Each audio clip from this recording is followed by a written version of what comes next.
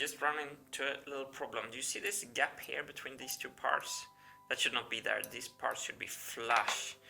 And from an aesthetic point of view, it's not a big issue, but I don't want the top wires to hit each other on the backstroke, because listen to this sound. When they don't hit, I need to adjust the spring steel somehow to remove this gap down here.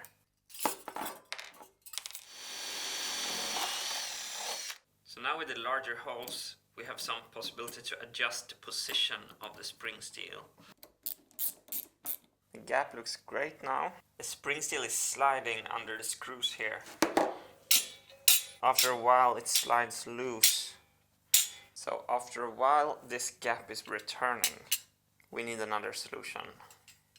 But wait, what is this? Tim Keller and the Broken End Mills has just come up with an extra bonus track. The hole punch jig. Wow! And a lot of spring steel blanks. Okay, let's listen to Tim Keller and the Broken End Mills performing the hole punch jig.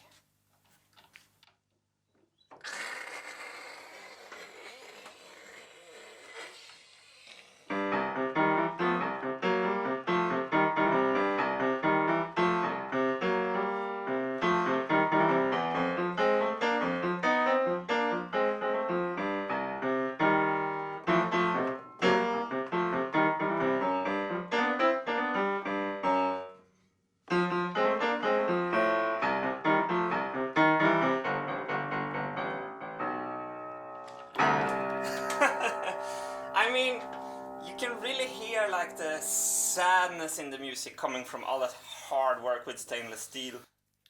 Already did 2 out of 3 today.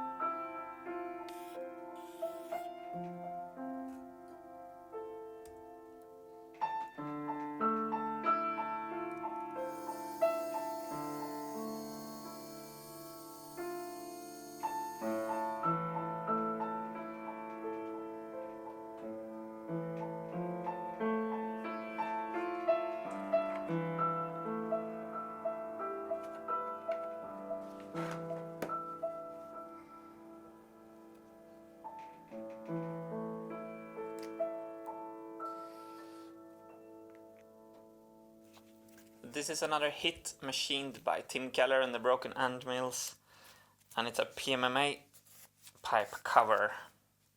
So the PMMA pipe goes in here and it's locked down with 2 set screws there. And as you can see, the fit is pretty tight, which makes it important that when I weld these on here, I don't want to make this inner diameter smaller in the fittings. I'm gonna do my absolute best to avoid welding distortion. So I machined this pocket in the plywood since these are protruding above the surface. So the plywood goes down around the pipes like that. That fit is spot on. So to avoid distortion, I'm going to limit the amount of heat I allow getting into this part. So I'm gonna weld very hot and as short as I can, and only at a few spots.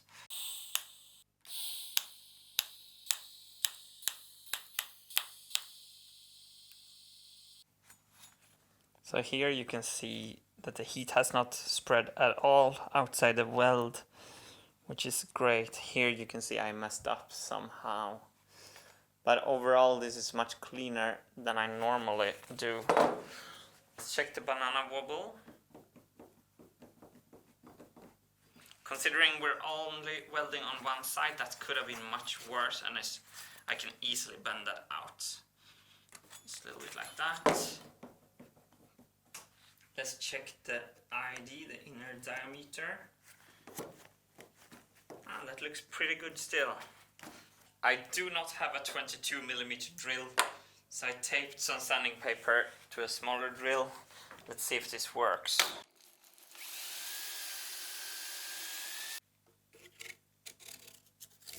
There we go.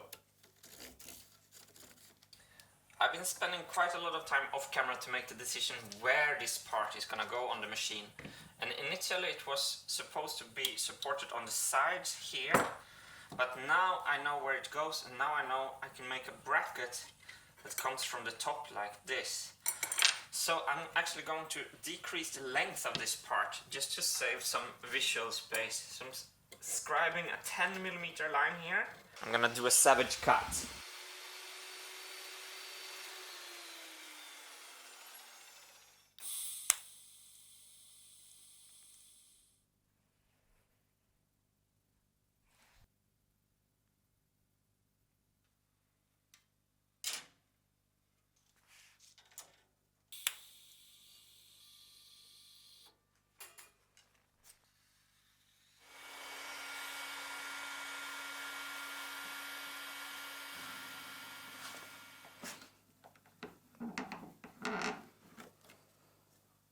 Thank you, my friends. Cheer up, will ya?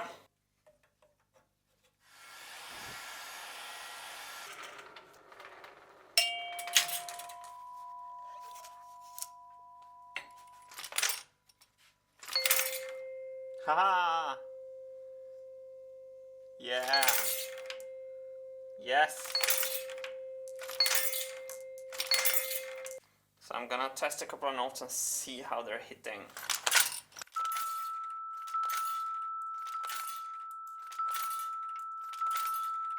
Yeah, we're on the low side. We're hitting all the way up here on the lip, and no note is close to this. I got the lip up higher by bending the pipe.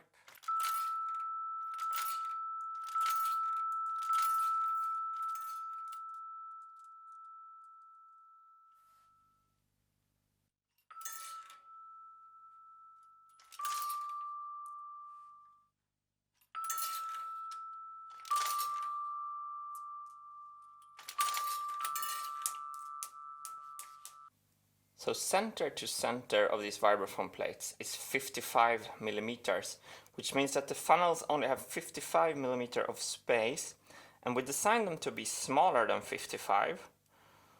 So this one is right now 53 at the top and 53. But that's a little bit too wide. I figured out a way to make them smaller, 48mm on this funnel and 49, which creates a little more air between the funnels.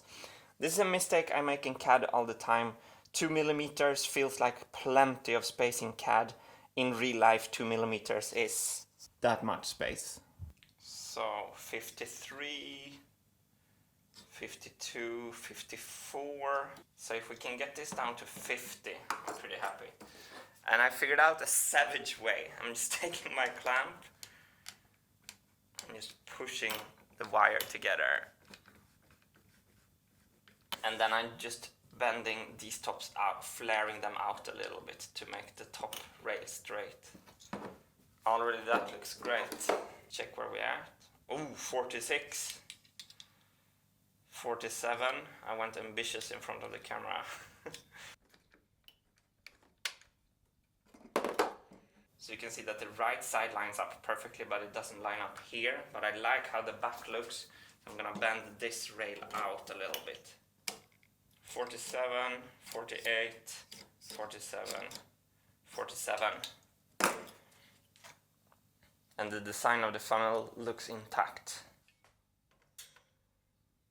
So I'm lining it up with a set screw, clamping the funnel to the PMMA pipe. And look at that. 5mm clearance, that's all we need.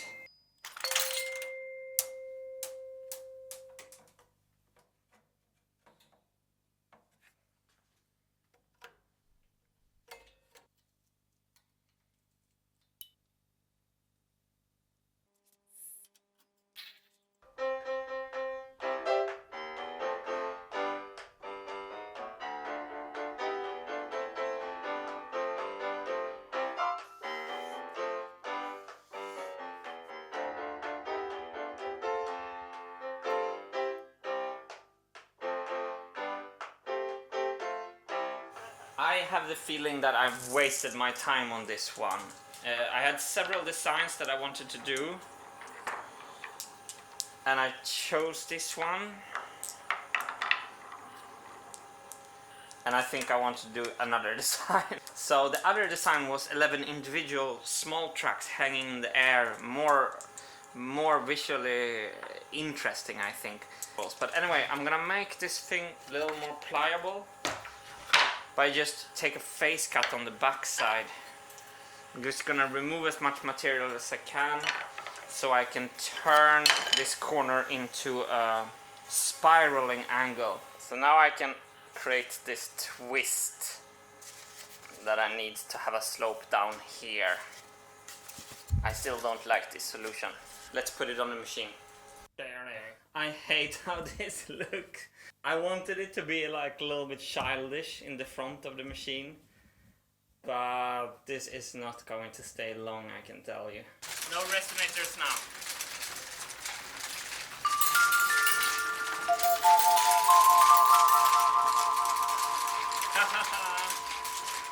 Brilliant.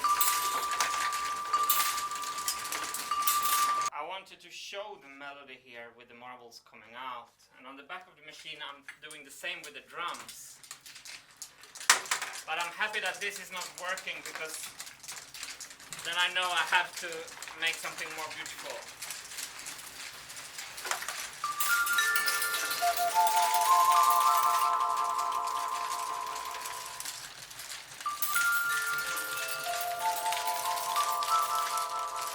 It's hard to catch it on camera, but the vibraphone is at a 7-degree angle, and this line down here with the funnel bases are picking up this 7-degree tilt that is picked up here, here, here, and here.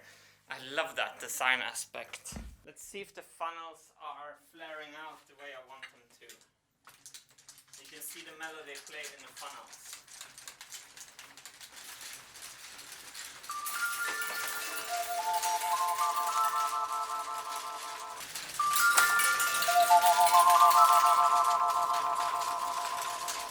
There are some occasions when the marbles get some kind of super hit and goes like twice as high as normal. There.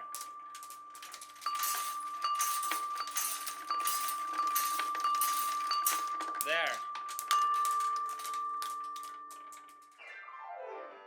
Okay, my friends, time for some closing thoughts. This was meant to be a victorious moment where I felt that we crossed the finish line on this huge monster project. But there are two reasons that make me feel a little bit deflated at this moment. It was kind of ominous that my main inspiration for the marble machines came from a video called Pipe Dreams by Animusic. And if we look for the definition of pipe dream, it says an unattainable or fanciful hope or scheme. Similar is fantasy, illusion, delusion, daydream, reverie, mirage, that's my favorite, chimera, and pie in the sky. There are two aspects about these funnels that makes me feel deflated.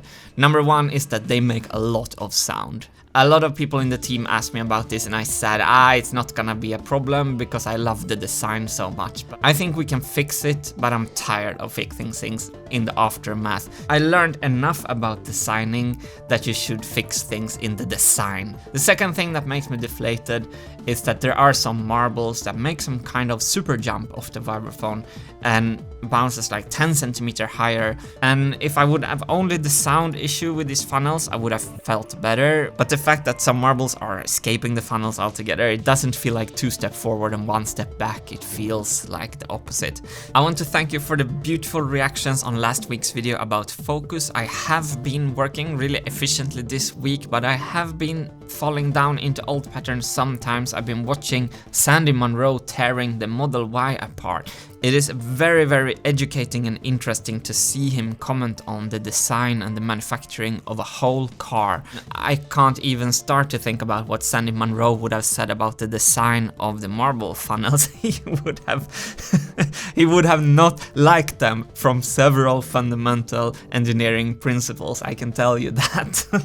I guess it's inevitable when you work so long on a project that you learn so much that you become critical to your earlier ideas. I will make these funnels work, but the main feeling I have today is that I'm tired of cleaning up after my own mess. But now something that makes me pumped. We have started a Spanish Wintergatan YouTube channel. It's called Wintergatan Esp, and it's Carlos Montoro, the guitar luthier from Madrid, who makes my voice but in Spanish. He's an amazing Spanish Martin, so tell all your Spanish-speaking friends to check out Wintergatan Esp. So far we have 1 subscriber and 6 views, and it's kind of fun to start from scratch. And we reached 8,000 supporters through YouTube memberships and Patreon. That is just insane. I want to thank every single one of you personally for your continuous support, and thank you everyone who's watching this series. Thanks for sticking in with me. Come rain, come shine.